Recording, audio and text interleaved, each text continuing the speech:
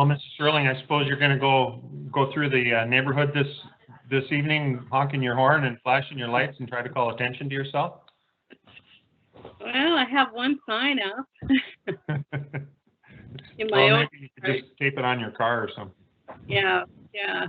Well, those actually will fly off on the interstate if you're not careful. So. Yeah. Well, yeah. Actually, they probably got lost in the wind on Saturday. Exactly. Don't mind my random background. Apparently, this one was the one that stuck from the last meeting I was in. And while I am a self-proclaimed space case, I am not currently in a different galaxy. But I also can't figure out how to change it either. Okay. I think I got it. There we go. I'm really here. I'm really in the annex, everybody. Promise.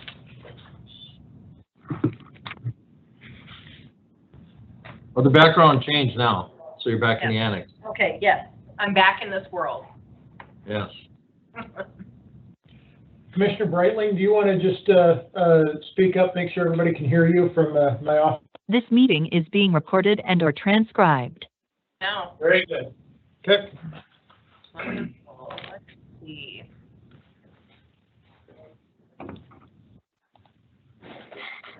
Looks like we still need a couple more folks, correct? I don't see Commissioner Peterson. I think Chad will be the last one. Okay. I believe so. Can I ask who is calling in from the 5794 number?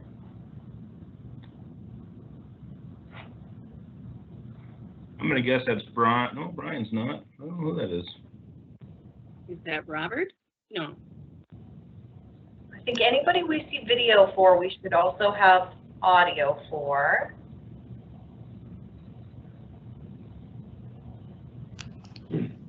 I only see 5 on the screen. How many do you guys see?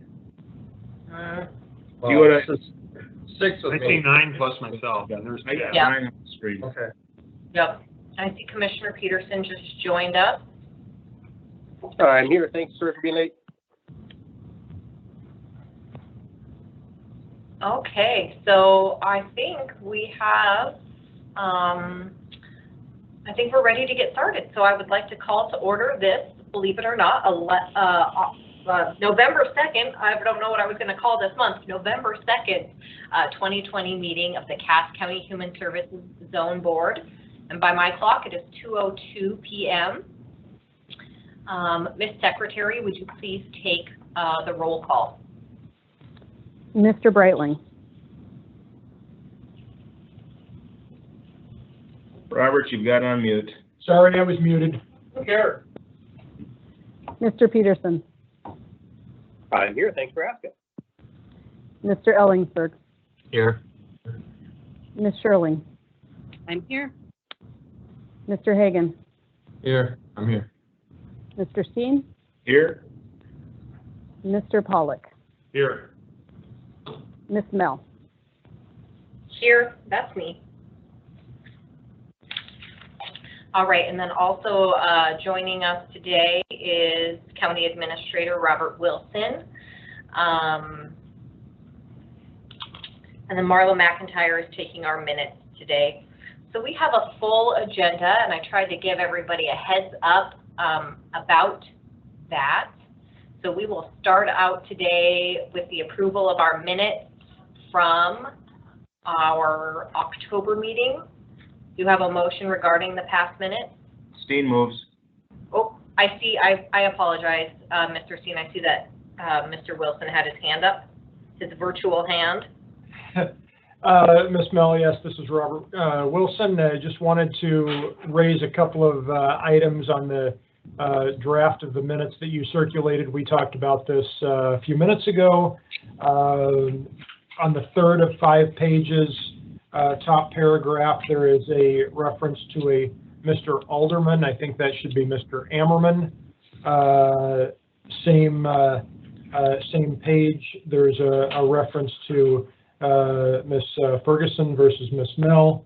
And then the signature block on the final page is Ms. Ferguson rather than Ms. Mel as well. So I just wanted to bring those to the attention for edits. Thank you, I appreciate that. Is there any further discussion on the minutes prior to a motion?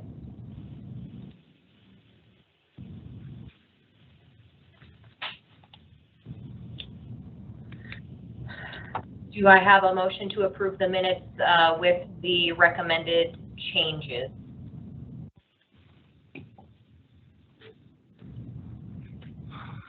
Dean moves. Peterson, yeah, Peterson second. Right, all of those approved, say aye. Aye. All opposed, same sign.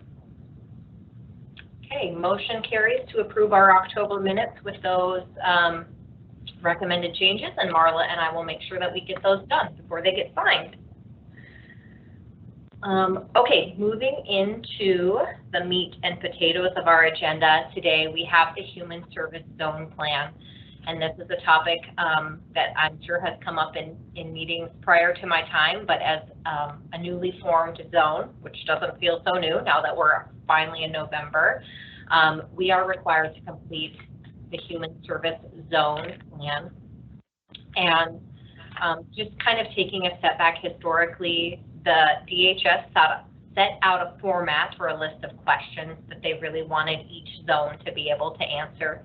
And so I have done that, and I provided you each with a lengthy document, and I apologize for the length of that, but including the zone plan. And so you'll note that throughout the zone plan, there are a number of places where I still have to-do lists, and those to-do lists really are around gathering the most recent documentation right before I send the zone plan into DHS for review. So in some places, for example, on the first page, getting the most recent document of our liability coverage that can be sent as an attachment. There's also some spreadsheets that I need to make, and we need to make sure our updated organizational charts are included in there. So that's really what the comments throughout the zone plan that you've been offered or been given talks about. But there are two areas that I wanted to focus on, particularly on page 9. And on page 9, oh no, I apologize for that. On page 3 first, there's an area that talks about the existing pattern of the county's trade area and any regional patterns established by the department. And essentially when I had a clarifying meeting with Sarah Stoll, what they're talking about is any trends or needs in our area that are kind of dictated by our the citizens in our area, or any other like physical geographical things that might impact the provision of human services within our zone. So we talked about things like there might be increased traffic flow because we're at the intersection of two major interstates, that we have a higher New American population than many of the other counties that are in our state, talking about the growth of the Fargo metro area and how people are coming in or potentially leaving that, talking about how we're the largest city in North Dakota, addressing any specifics within our county demographics. So do we have high levels of minority? What's our poverty level? What's our employment rate? And then really I think there's an opportunity to talk about some situational things when it comes to COVID-19 that just are really relevant now. But I was really interested to see if as you know, commissioners and long-standing board members, if there's something that I'm missing that needs to be discussed in that area that could or does impact the provision of human services. Ms. Sherling, I see you have your virtual hand up. Thank you. Well, what struck me was, we have the largest jail population in the state, and that's been a real challenge, especially with COVID. But we're literally bursting at the seams, and how that impacts social services, I'm not sure, but perhaps even more importantly, how should it be impacting social services? There's certainly room for improvement, I would think, just in a generalized way of how, I mean, there's a lot of conversation about prison reform, et cetera. So anyway, I think that's noteworthy. Thank you. I appreciate that. I think part of this too is not that, not in the writing of this will we necessarily solve those problems, but saying we have a level of awareness of what's going on within our service area. And so acknowledging something like that has the potential to impact the delivery of human services is really important. I think next I saw Mr. Pollock's virtual hand. Okay, thank you. I think I'm taking it down. There we go. New American population and specific cultural needs. That, I believe that really understates the challenges that the New American population creates, and we're aware of that, but others reading the document might not have that knowledge.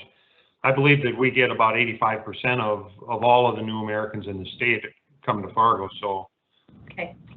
I think we need to flesh that out a little bit more. And then also, we're a medical hub for the whole region, and with 2 hospitals. And I just think that the script should call that out as well. Okay. So when you're talking about the 2 major hospitals in terms of Sanford and Essentia. Correct. Health systems. Okay. And the VA. And the VA. Oh, right. Wonderful. I appreciate that. I'm going to just kind of move down on my screen here. Mr. Hagan, is there something you would like to contribute? Mary brought up a good point. As working with a lot of apartment owners in that, there's a lot of, let's say, the transitional housing. I think that's what Mary's talking about. People coming out of prison, very difficult to get housing, very difficult to get jobs, especially if they had a felony on their background. I don't know what the answer is to that, but there's areas of town that are heavily populated with that group. Okay.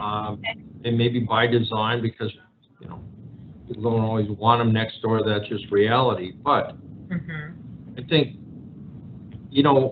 we see more and more of that as people come in. They're trying to get checking accounts, they're trying to get other stuff, and you do the background checks. So, again, exactly what Mary and others are talking to. And I've been on the Sanford board for quite a few years, and that level 1 trauma center, I think it's the only one between Seattle and Minneapolis.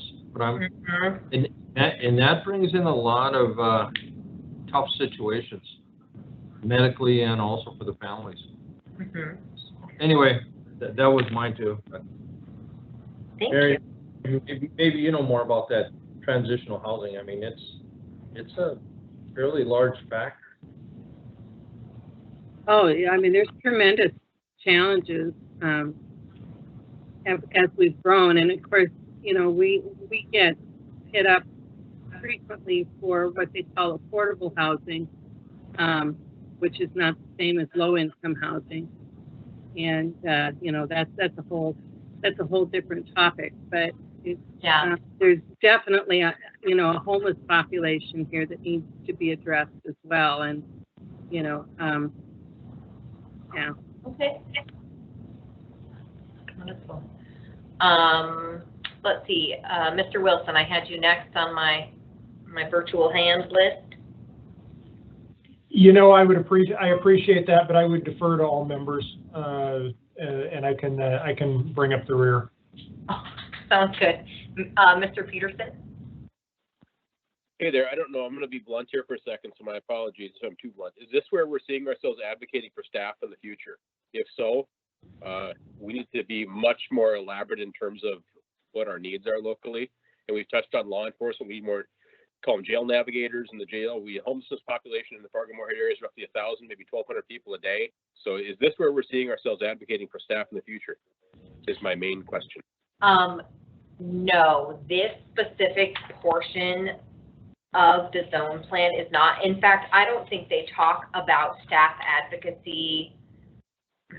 I don't want to say staff advocacy, but I get what you're saying. How are we highlighting what's happening in our zone that would potentially drive the addition of FTEs in our areas? Am I correct in reiterating that? Okay.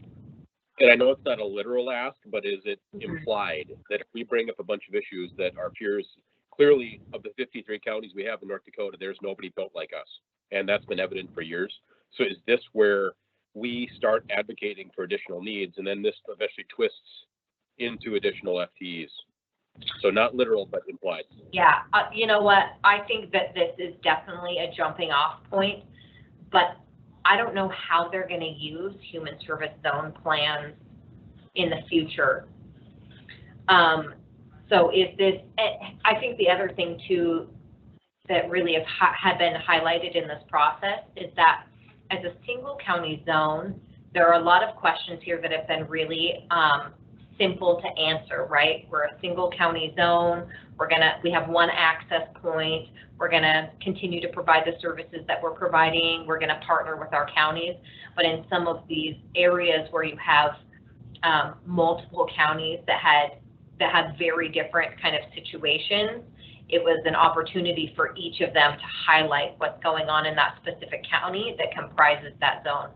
So taking a step back to your point, I think that this could have the potential to demonstrate the uniqueness of our county. And I won't leave these elements in bullet points. Absolutely not. I just wanted a list that was easy to read, and I will expound much more comprehensively on each one of those topics prior to submitting this plan to DHS. So did I finally get around to answering your question, Mr. Peterson? I think I heard a yes, so that's cool. Okay. I think what I was trying to say was yes as well. So, are there any other areas that board members feel would be important for me to expound upon as we talk about what might impact the provision of human services in the future for Cass County? You know, and I know you guys got a little bit advance notice, but I don't have to have this in for another month. So if something comes up like a glaring thing, please don't hesitate to, send me an email and remind me of that, because I really want to be as comprehensive as possible. Ms. Sherling, you have your hand up. Yes, Commissioner Pollack had mentioned refugees and the fact that something like 85% of refugees are settled in our in Cass County. There's also a significant unknown percentage of refugees that transfer here from other places. Mm-hmm. And that's really an important consideration. And it's really, once they're brought here, they're not tracked anymore. So if somebody moves from Minneapolis, and they may very well have family here or some kind of connection, but this is where they come, and it happens all over the country, and so it does make a significant impact here. So you're talking about a formal resettlement happens within our service area or within our zone, but then we have the natural transition of individuals in and out of our community. But we're guessing that because we already have a higher, not guessing, I should say, because we have a higher new American population, that might tend to attract individuals who might have had, a family member might have been permanently settled in the state of Minnesota, but they're going to make a move to be with their community member, their family member in Fargo. Okay, I just wanted to make sure that I articulated that correctly. And there are resources here that are in place that perhaps may be better than other places too. I mean, there's a lot of reasons to move here, but I understand that it's pretty significant.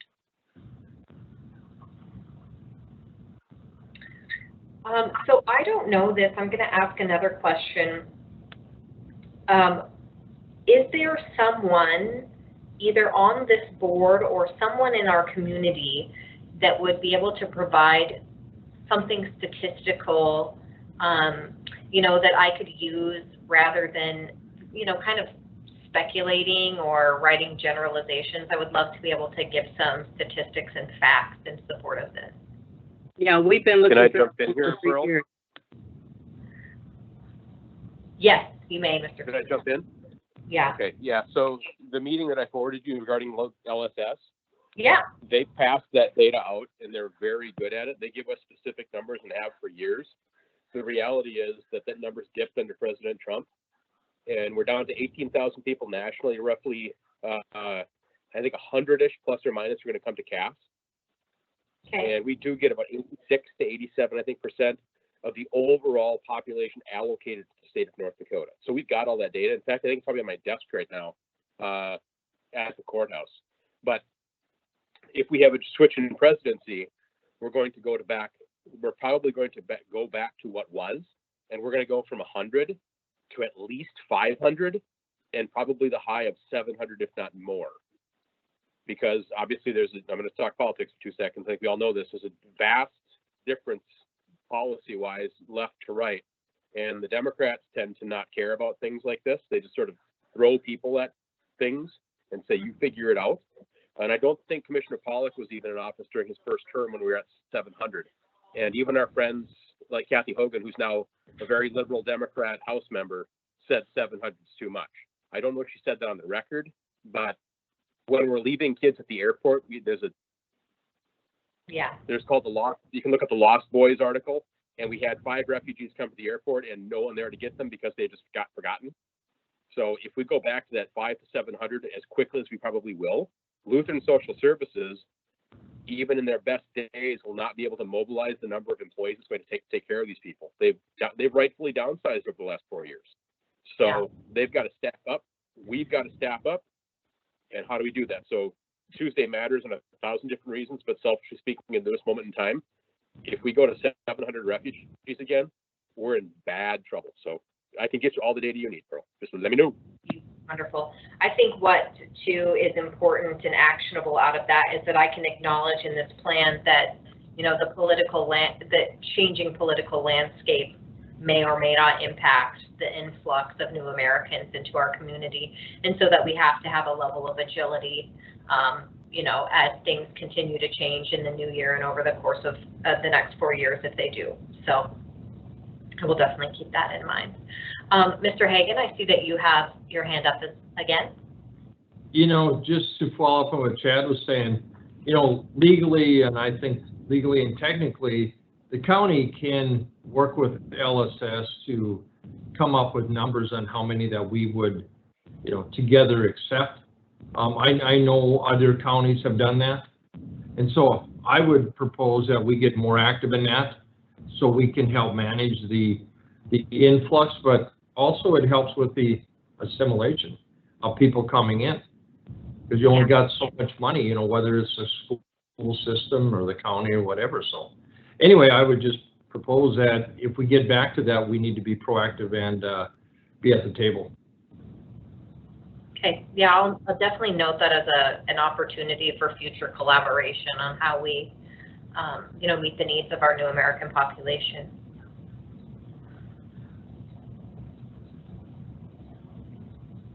Okay, I'm looking at all my virtual hands, and Mr. Wilson, yours is the only one I see up, so I'm assuming you're going to bring up the rear now. Pearl, thank you. And most of the comments I had have already been touched on. I had one additional, what I had as a bullet point of growing pressures in downtown that really intersect with criminal justice, homelessness, addiction, and mental illness. And so there's, you know, they play out in a number of different ways.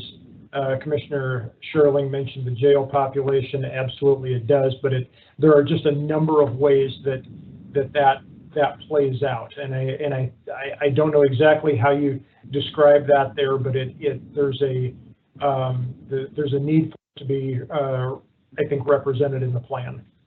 And then affordable housing was mentioned. I don't know how far we go into that. in this setting, but that was another thing that I wrote down. And then last thing that isn't exactly on point here, but Commissioner Peterson had a question of, does this ultimately build to requesting FTEs at some point? And I would just note that I saw in the zone plan, draft zone plan, was a comment in one of the sections of the level of work may lend itself to supporting an assistant director. And Earl, you and I have talked about that previously, and I would just simply note for the group that I saw that in the plan, and you and I had at least a brief discussion about that previously. Yes, that's correct. Caseloads will also be talked about in this plan, not necessarily each individual person and their number of caseloads, but talking about like CPS workers in general and economic assistance workers in general. And then one of the additional attachments is really going to be like every person and their title and the FTE that they fill. And that's something that DHS in Human Resources already has, but it's going to be attached to this plan as well because they've requested that. Mr. Pollock, go ahead. So who actually sees or uses this document? That's a good question. I'm not sure. I know when I submit it, I will submit it to Sarah Stolt. And I know that the people that have reviewed it thus far have been Sarah Stolt and then a legal team member from DHS. Okay. But I can't make any. Yeah, I can't make any additional comment after that. I can certainly ask about that and report back in the future, but I don't know at this moment. I expect that the next time, once it's approved and it's filed away, and the next time it's brought out, is if there's a deep legal type problem. That could be accurate. It could not. I don't know. I can't really comment on that, but. All right, thanks. Yeah. So that was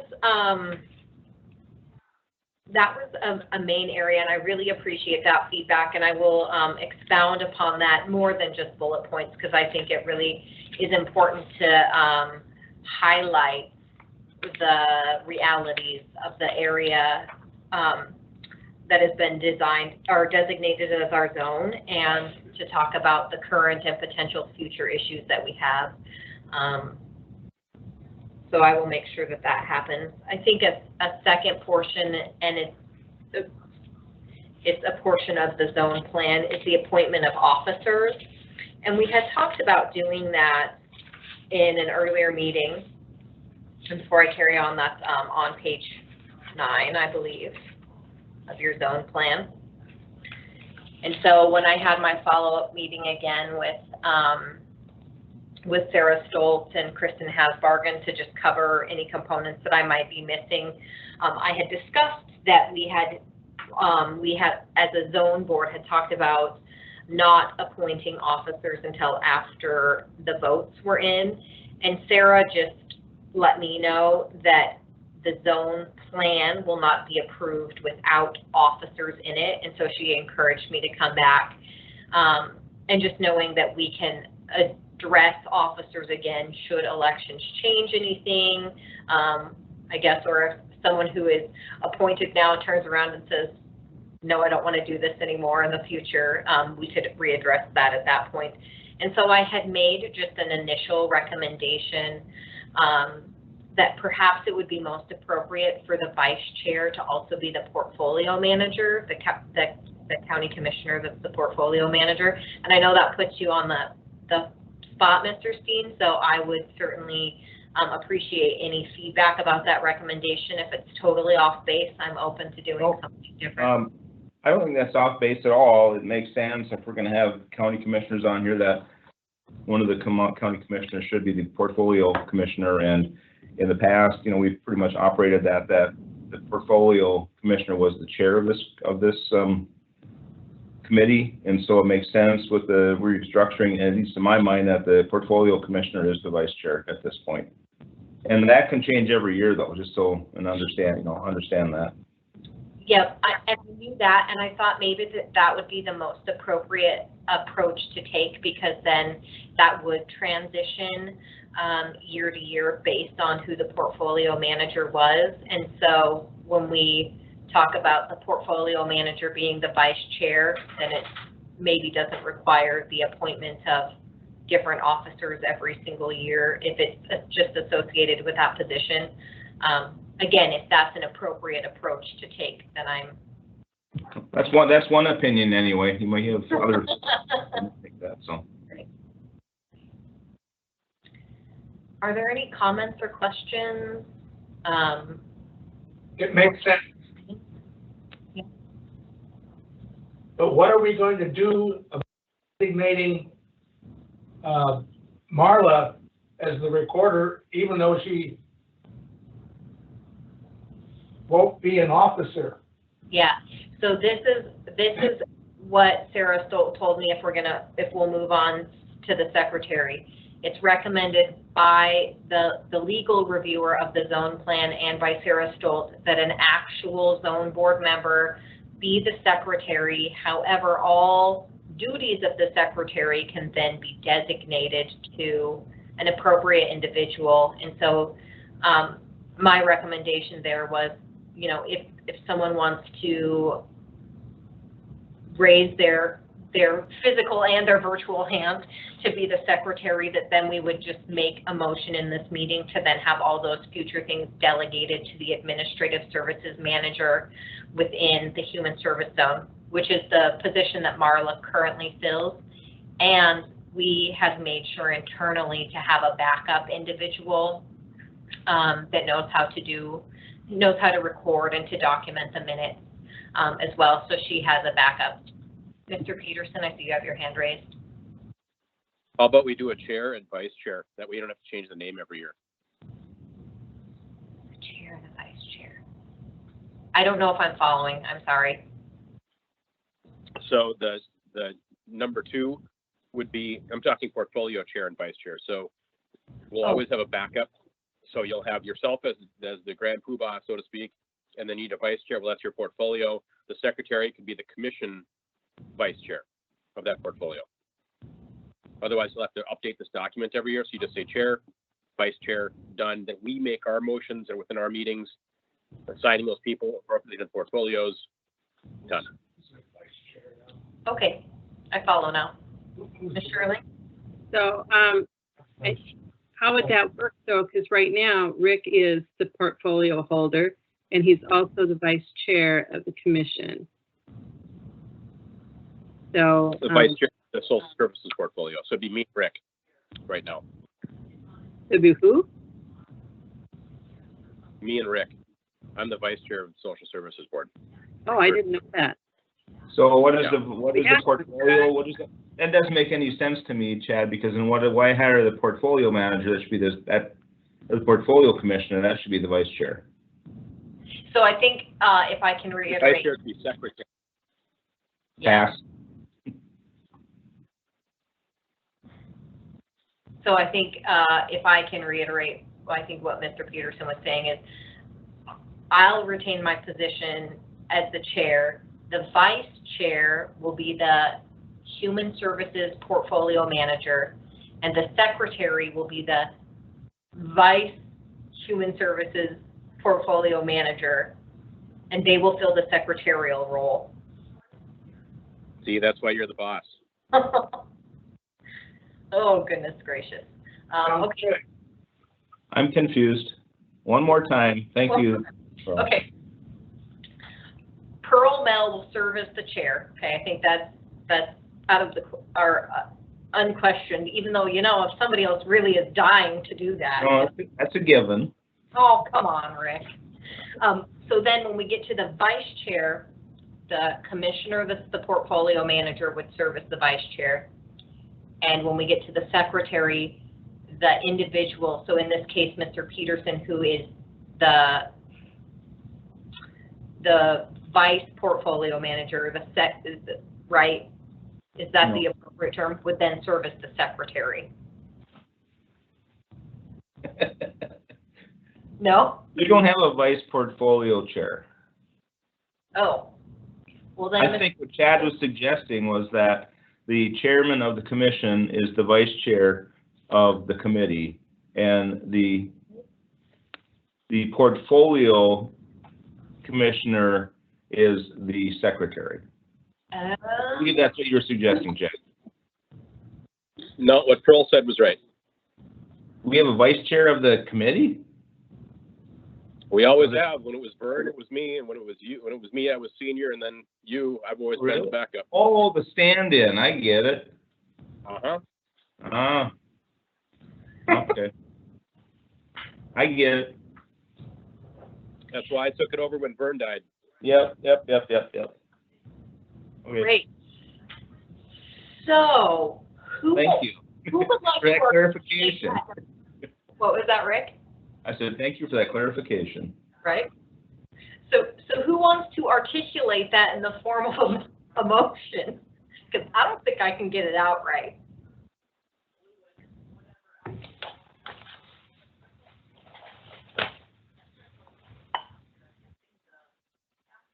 Okay, I'll give it a shake. okay, Okay, so within the zone board, the chair would be the social services director. correct. The vice would be the portfolio holder for the Cass County Commission. And the Yeah. secretary would be the vice portfolio within the Cass County Commission. Second. Madam Secretary, will you please do a roll call vote? Mr. Brightling, Yes. Mr. Peterson, Yes. Mr. Ellingford, Yes. Ms. Sherling, Yes. Mr. Hagan, Yes. Mr. Steen, Yes. Mr. Pollock, Yes. Ms. Mel. Yes.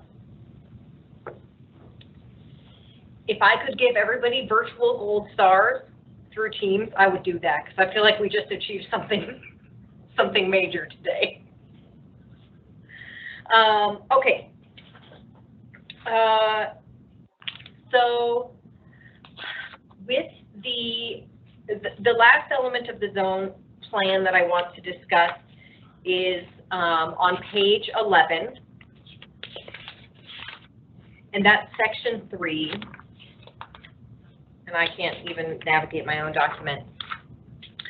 So what this section is talking about is fiscal information, and it's really wanting us to outline the process for ratifying and approving claims against the Human Services Zone Fund or for the budget, essentially the budget. So how are we approving and ratifying those claims?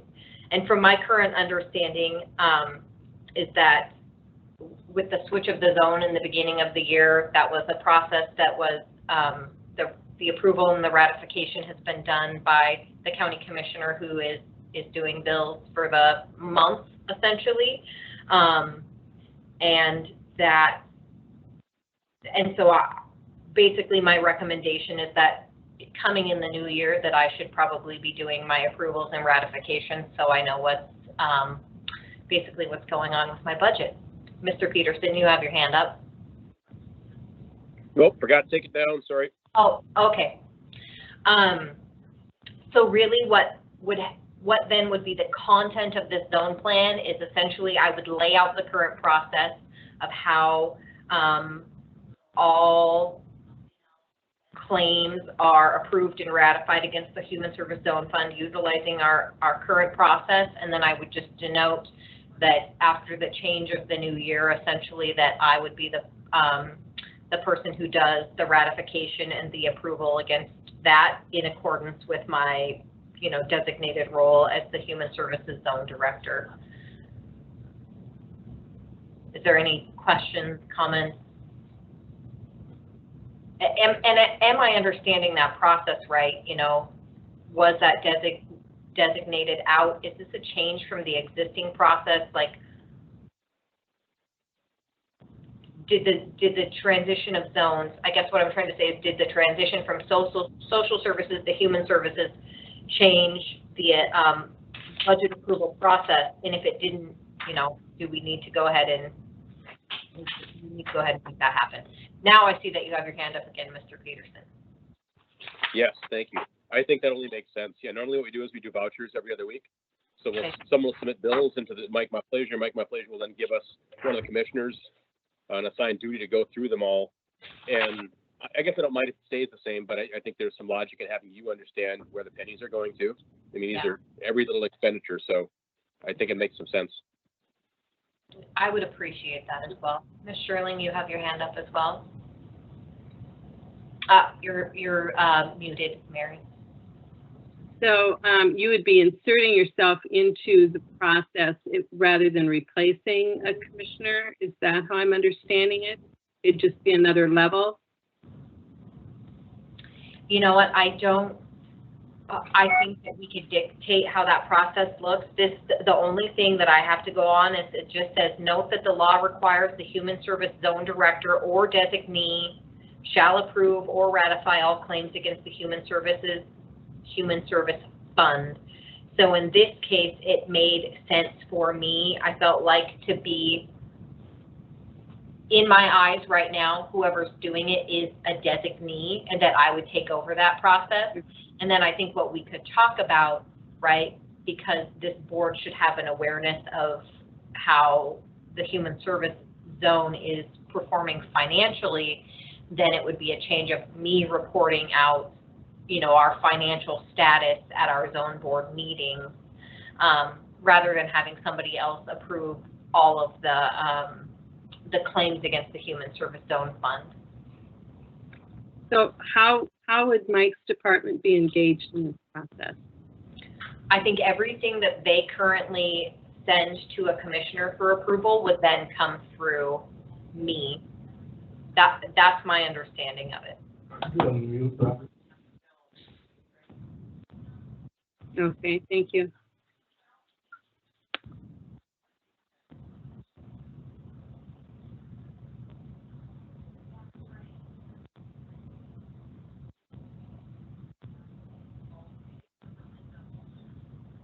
Mr. Steen, you have your hand raised. Yeah, thank you. I'm trying to process that a little bit. Sure, yeah. Primarily because typically the commissioners have no involvement in disbursements and approvals at the department level. And that's why it comes to an independent third party, the commissioners, to review these disbursements. And I like the idea of, Pearl, you being involved because you have a more direct knowledge of what's occurring within the department than the rest of us would. But I still think you're missing that independent review. If someone other, you know, if no one other than you approves those disbursements. Just a thought. Sure. Being an auditor, so. This is Robert, and I would verify with Mr. Montplaisir, but I think in practice these would ultimately be prepared as part of the batch of bills that by the finance office that ultimately come to currently the commissioner who reviews bills. They will have the same oversight. This group of bills would be forwarded to Pearl for ultimate review, where in the past that all went to commissioners. And again, I can verify that with Mike. He's not on this call, but we can verify that very quickly. But I think that's how I read the statute to describe the process as it should play out. And I certainly don't think we give up any level of oversight here by the finance office approving them, but they go from finance office to Pearl as Pearl's position is really set in statute. That's my understanding. Yeah, and that was what I was trying to articulate, Robert, and I'm sorry that I didn't get that out clearly. I've got a couple of hands up here. Rick, Mr. So, yeah, thank you. So Robert, your last summary of that would be, it goes from finance office to Pearl, and that's the end of it. And I think if there's a concern that shuts commissioner review out of it, I think you could include that same batch of bills that are reviewed by the commissioner, the assigned commissioner as well. Now that's me speaking off the cuff a little bit. I think the statutory element of that is that it goes from finance office to zone director as working together as the board and the zone director. You could mutually agree that you want those to go both to the commissioner who is reviewing all bills for that time period, as well as the zone director, if you so choose. Ms. Sherling, I saw that you had your hand up still, and then Mr. Peterson. Thank you. So the auditor and the treasurer used to be elected. They no longer are. So right now, we're the only ones that are really interfacing directly with taxpayers. It just seems to me like this is something that really should go to, a commissioner that's reviewing it. That should continue. I certainly think that it's very appropriate to have Pearl also reviewing these, but I just think that's important since we directly respond to the taxpayer. And Mr. Peterson, you had a hand up as well? Yep, thank you. Why wouldn't we just have them finalized out by the zone board? So we have the same process we do. Bills are submitted to Mike. Mike submits them to sort of the portfolio, which would be Pearl, gross, speaking generally, and then you present them to the zone board, where we, like Cox County Commission, have the final say on all vouchers. This zone board would have a say on those vouchers. Yeah. You know what might be the most important thing to achieve in this meeting today is for me within this zone plan to document the designated process right now, because technically there is a designee approving and ratifying all claims that isn't myself, and then just acknowledging that we as a human service zone board in the new year will finalize a process that includes myself as the zone director participating in the ratification and approval, and then we don't have to lay out that specific process. We don't have to determine that specific process today, nor lay it out, and then we can bring our auditor and other stakeholders into the process to make sure that we have it laid out appropriately. And I think that would be appropriate to include in this zone plan, that we're going to talk about that shift, but we're not going to commit to changing it until, why spend 5 minutes changing a process that's well established in a meeting for the sake of a plan, when we can do that with intention and do it correctly and have the right people at the table going forward. And so I think I can articulate that in the zone plan in a way that it will be fine.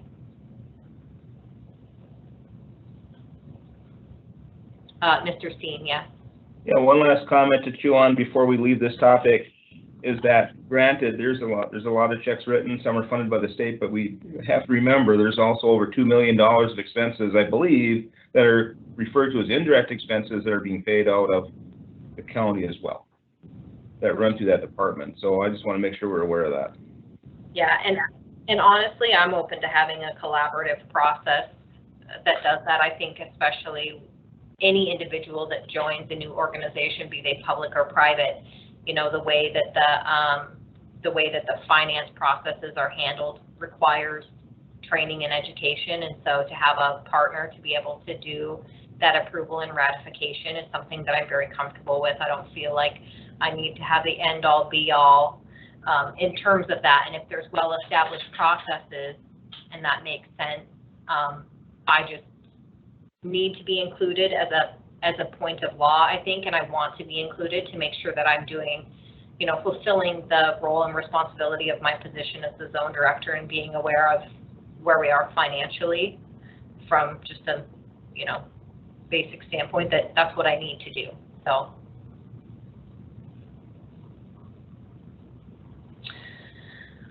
Any further comment.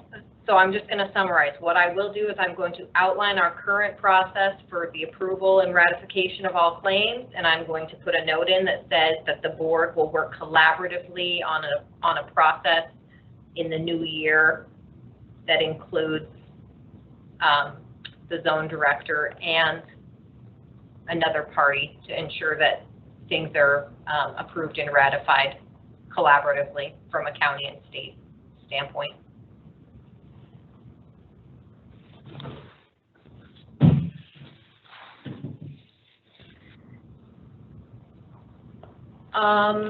Okay, let me just gather my thoughts here for a second. So we have covered all points of the human service zone plan that were on my agenda. Are there other areas after your review that anybody on the board had questions or comments about before we move forward? Mr. Steen. Thank you. Say, when I was reading through this, I got to page 17. Actually, page 18, excuse me. And it has to do with all the fiscal requirements. And Pearl, as best you understand it, without reading each bullet point here, could you just walk through what you perceive as the process for the human service budget preparation? Well, I got to go through my first, I got to go through my first budget preparation process in June this year, and that was I don't know, it was tough because I'd only been here a couple of months. So really kind of what that looked like was a lot of collaboration with Laurel Sane from the state and reviewing reviewing the historical data, and then making any projections. And I also included, I had conversations with Shelley Tang, or Rochelle Tang, who helps me and works with the auditor's office, and then Sarah Heinley also in the auditor's office to gather any additional information to make appropriate projections. And I mean, that's without going too far in. I mean, we met like probably about half a dozen times to put things together, and she would request information and I would request what I needed to from the auditor's office to make sure I got that back. So, okay, that's what I'm doing right now, Rick. Someone has a better memory than I do. Did the commission at all approve it, in any fashion the zone budget or portion thereof? I'm just curious. No. Symbolically. Also, Commissioner Peterson. I thought we took a vote on it when we were done with their budget portion. That's what I'm asking. I don't recall all that because I missed some time during the budget process. I think the last day I missed it. Yeah, it's purely symbolic. We have no. How about for the indirects though? Is that purely symbolic as well that we're going to pick up? Correct. What we'll be doing in the legislature is advocating for a different formula mix, meaning what's being reimbursed and what's not. Okay. That's the only say we have is debating with our legislature. Thank you.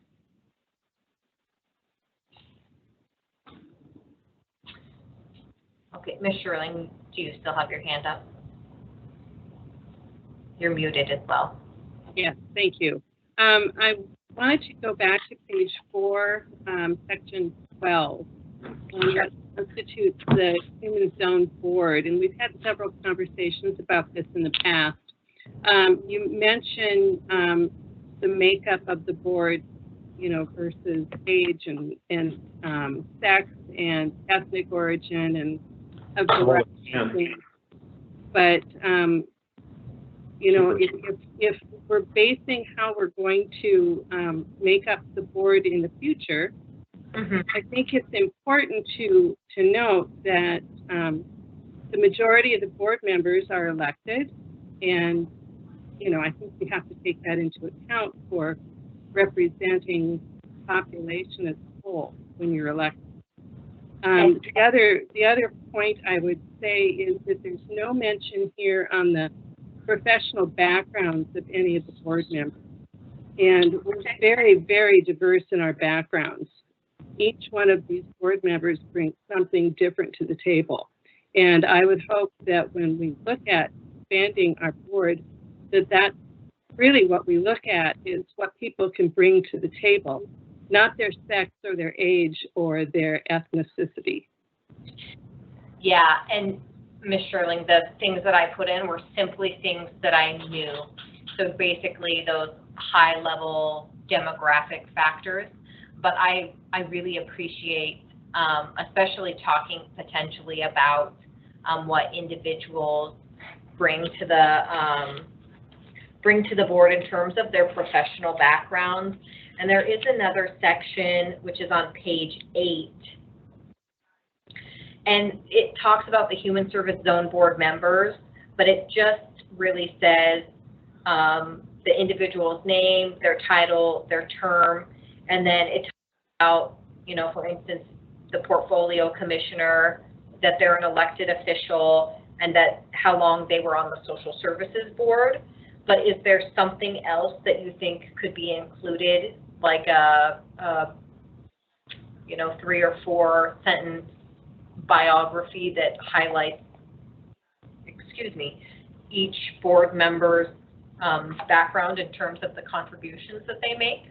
Because I would be happy to add something to that level. You know what I think, honestly, this is coming down to too, and this is just a culmination of all the conversations that we've had about the composition of our board, is that I think that what we're going to be asked to do in the future and the expectation of boards across the state is that they do have more of a reflection of the individuals that are represented through human services in their county, and that we're going to be discouraged from having such a commission-heavy board.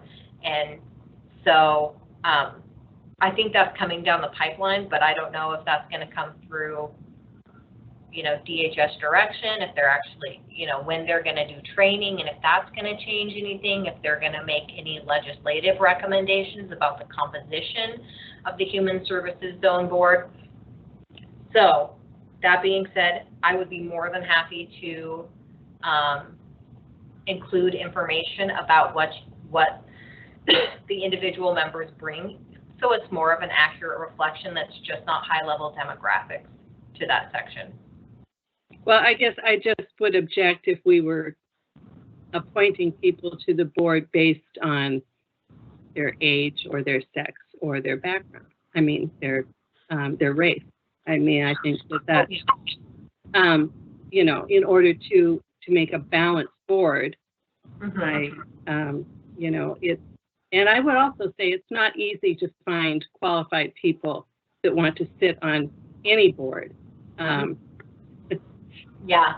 So, so I just, you know, if there are, you know, and oftentimes the folks that have time to do this are at least semi-retired, if not retired. Young single moms don't have time to be on these boards. At least the ones I know. You know, so, you know, that's lovely to think that you're going to get that demographic, but it's just not reality. So, you know, and perhaps they object to having commission-heavy boards, but, you know, the commission represents, they're directly representing the people of the county, and I guess I kind of take exception to that idea too.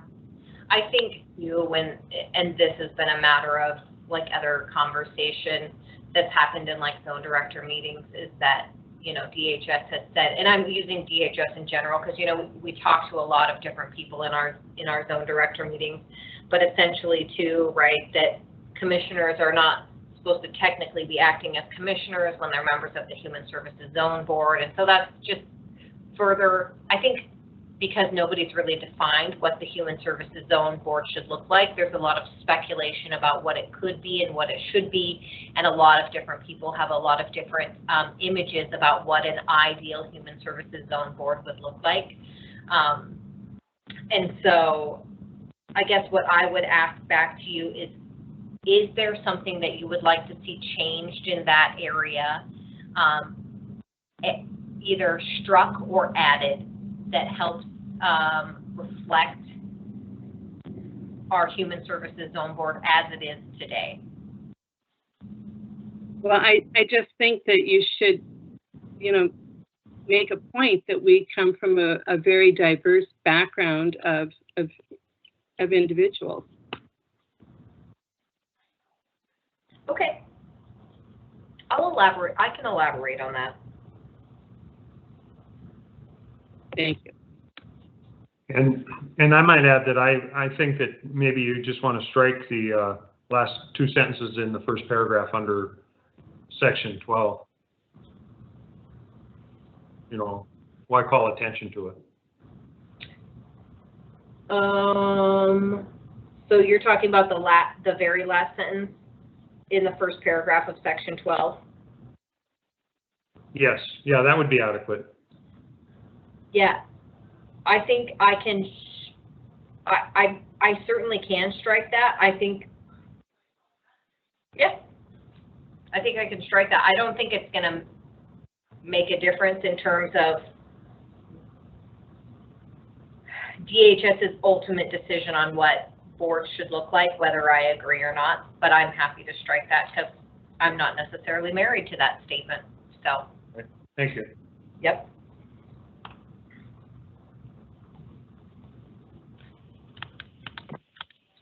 Just gonna write myself a note here really quick.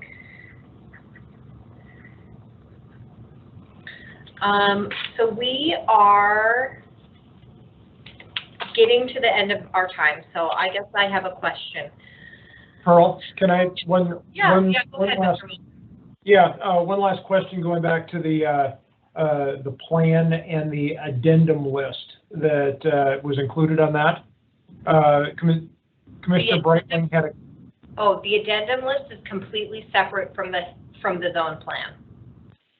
Okay, thank you. Yep. I had an edit or a comment from passing on for Commissioner Breitling on that part. Okay. So I guess I have a question. Can we run over to finish our items of business? Do we have a hard stop? It's 3:02. I would suggest we have about 10 more minutes. Okay, perfect. So my second question then comes in the form of, is the zone board, with the changes that were shared, the suggestions, recommendations that were shared today, are you comfortable moving forward with approving the zone plan with the additions that I will make? Or do you want to have a special meeting after I make all of the updates and attach all the appendices and do everything for its approval, because it has to be done? I lost my date in front of me. Wasn't it December 1? Yes. Yes, I have to have it back December 1st. So we would have to have another meeting to do its formal approval, which I'm fine with doing as long as this board is fine with doing. Was there something else that you had to contribute on that topic, Mr. Steen? Yes, thank you, Pearl. I think, the zone plan you shared with us today really dealt with the questions, the remaining open questions that were addressed. And that does not encompass that the entire zone board plan, what it looks like, because I think it's missing some sections, correct? No, this Okay. document that I shared, the 18-page document, is the zone plan, except for the appendices, which I've called out in the comments on each side. Okay, then I maybe missed something when I was reading this, because somewhere along the line in one of the original plans, it delineated the responsibilities of the zone board. There's a section on zone board responsibilities, just like there was for the zone director, and I don't see that when I'm reading this. So there was a document that was completed, excuse me, that was completed by Mr. Ammerman when he was the director. And it's not the zone plan, it was another human service zone. And I'm sorry, if you'll give me just a second, I can remind you what that was. Yeah, I thought it was the zone plan because we kind of forwarded that on, but okay, whatever it was. Called, I think, the Human Service zone agreement. Okay, The zone agreement, and so that was something that was completed by Mr. Ommerman and submitted prior to me taking over as the permanent director. And that's a document that I was given a copy of, but has not ever, that I haven't used anymore. sure. I think it's kind of, unusual. You got a zone plan that doesn't really address the responsibilities of the zone board. And unless there's another document that tells the zone board what they're supposed to do, I've got a problem with this zone board plan, because it absolutely does not address zone board responsibility. Mm-hmm. And perhaps there is none, but then say it. You're an advisory board, come and go, but we make, we appoint officers, we've got a chair, we got a vice chair, we've got a secretary, we've got members. There doesn't seem to be one section here that says what the zone board is supposed to be doing. Other than we've got officers and whatever, and we talk about diversity and membership, and there's just nothing in here about their role. Yeah. That's my 2 cents. And really, I'm sorry, I'm starting to stumble here. Basically, I built this off the Human Service Zone Plan template, which is a document that's published on the DHS website, that was supposed to be June 1st. And so, I've answered really in this document all the questions that they've posed, but you're right, there is not a question that says, will you please define basically the roles and responsibilities of your Human Services Zone Board. And there's nothing in that document in the plan template that provides further guidance around that further defines those roles and responsibilities. And so I think that's just an area of ambiguity. But as you recall, Pearl, that going back when we started talking about assigning board members, that was the biggest question we had is, that's great, let's pick some, once we find out what the board is supposed to be doing, what their role is, what the responsibility is, and we still don't have that. Yeah.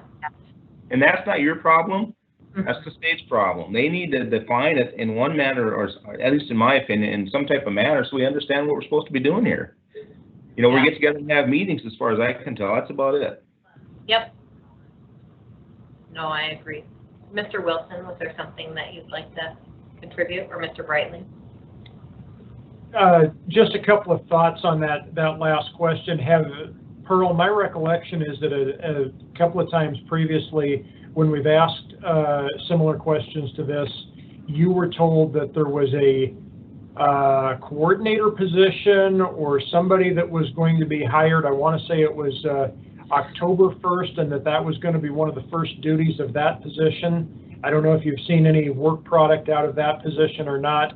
And then absent that, my recollection was that questions to that nature were referred back to the fact that there are basic description of duties that are laid out in the statute for zone board. That's my 2 cents.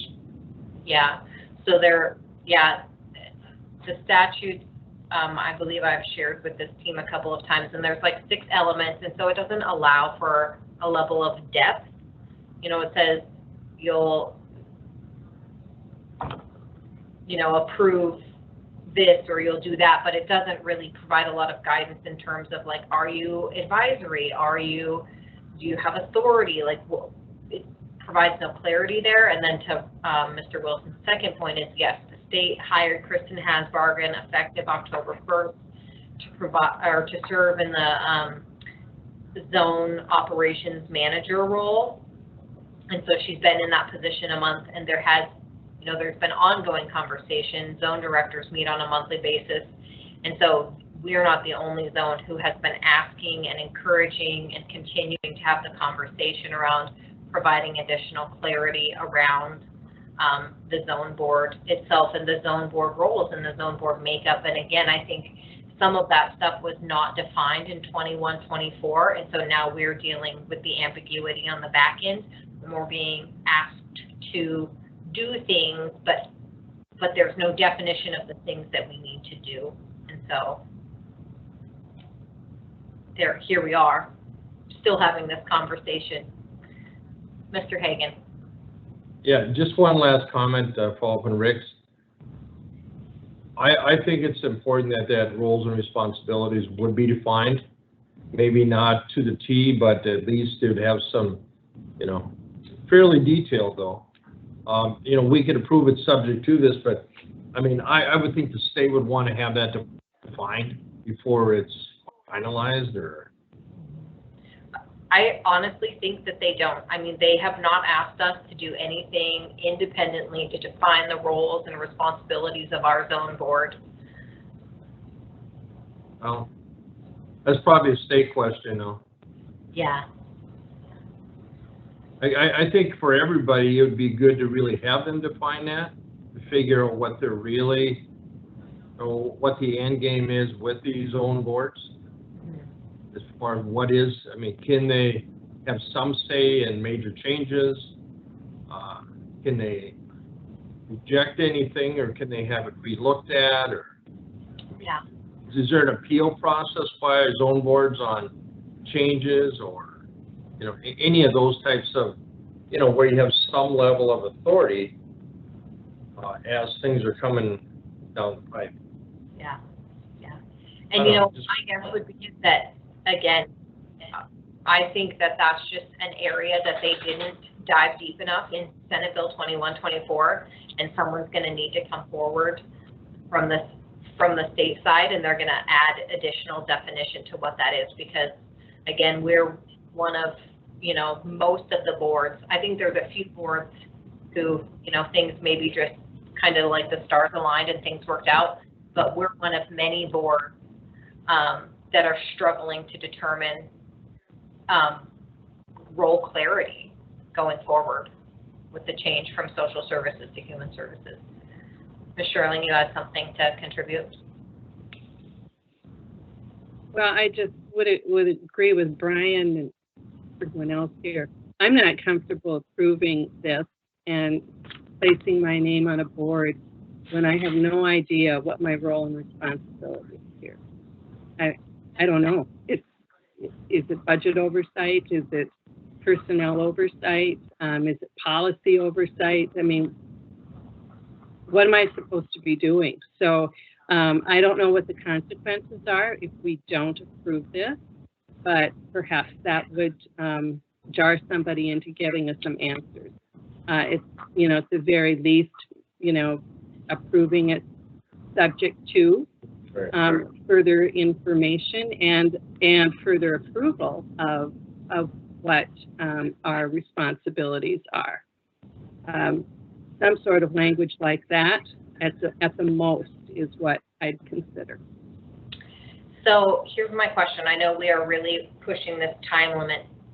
Should I set up another meeting? Should we have a special meeting? I can solicit some information in the interim, and then I can finalize all the components and changes to this document, and then we could talk about potentially approving at that point versus doing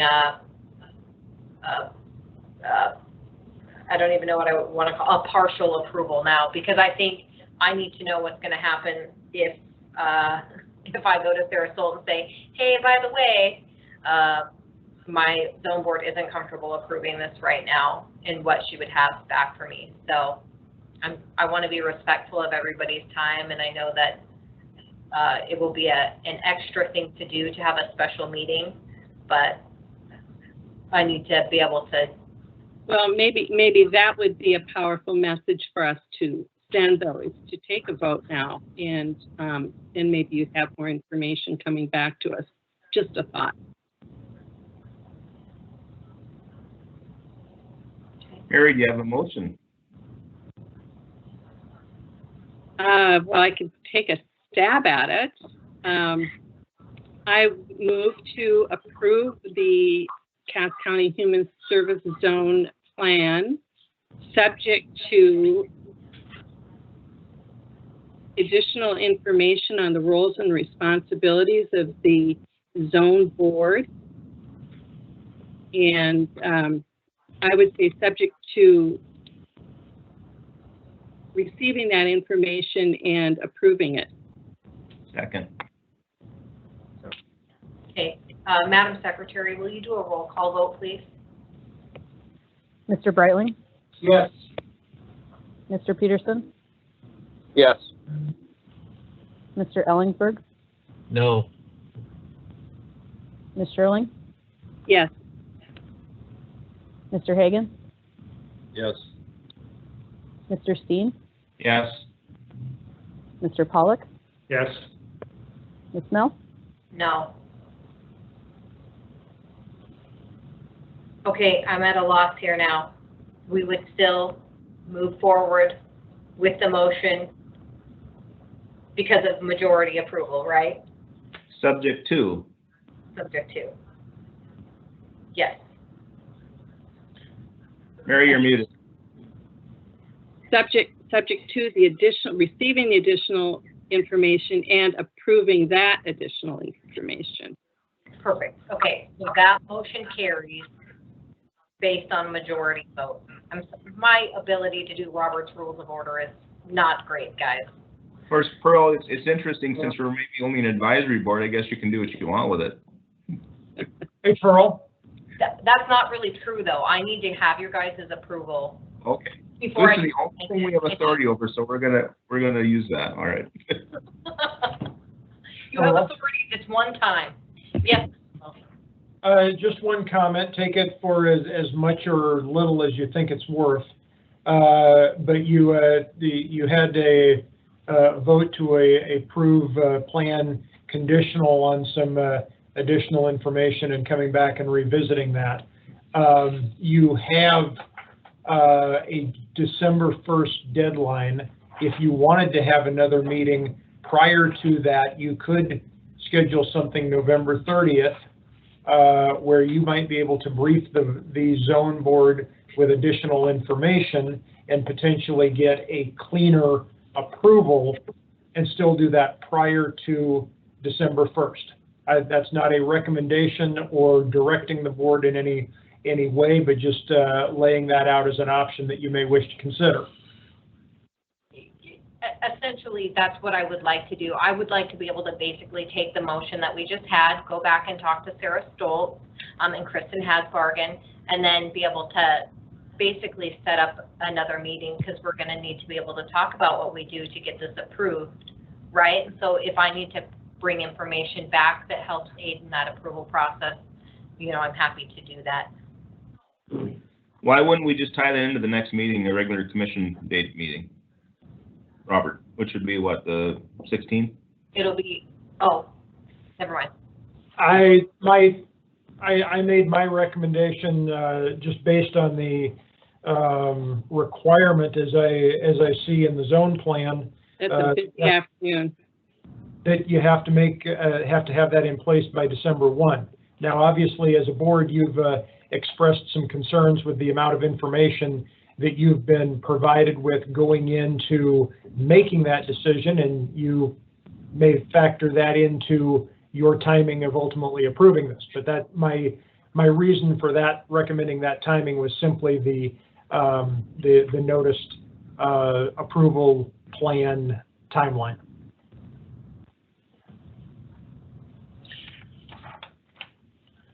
The other thing, I would be in support of that. I don't want to encroach on your commission meeting by any means, and I know that you guys have long agendas and long things to do, and so maybe if the 30th is the most appropriate date for us to have a follow-up meeting, we could do that. The last agenda item that I had here was also a discussion about addendums, and I think that that's going to warrant, even though we're agreeing that we want to add any addendums to the Human Service Zone Plan Policy Manual, to be in alignment with Cass County Human Service policies, so there's no discrepancies. I think that's probably going to warrant a deeper conversation than, the next 30 seconds, and it should also have an approval that accompanies it. So in my mind, I think we had more work today than we could get done, and so I would ask that we have another meeting by the 30th so I can get my approvals done. And I guess I just need to know what I need to do in terms of open meetings, you know, how much notice do I need to give? And if it doesn't make sense to correspond with the next commission meeting, then doesn't make sense to do it on November 30th. We would need to work with you and notice it as a special meeting that has a couple of stricter requirements on the agenda and not being able to deviate from or add to the agenda. But we would get that noticed, and we can do that, and we can work with you on that. Okay. All right, well, I would like to do that. Is there any concerns about us having a special meeting to finalize the approvals that we need to do prior to December 1st? I'm fine. It's Commissioner Pollock speaking. I move adjournment. Okay. Do I have a second? Sorry. Second. All right, meeting adjourned. Thank you, everyone. Thank you. I appreciate you all being present and providing me lots of information today. Thank you. Thank you. All right, bye-bye.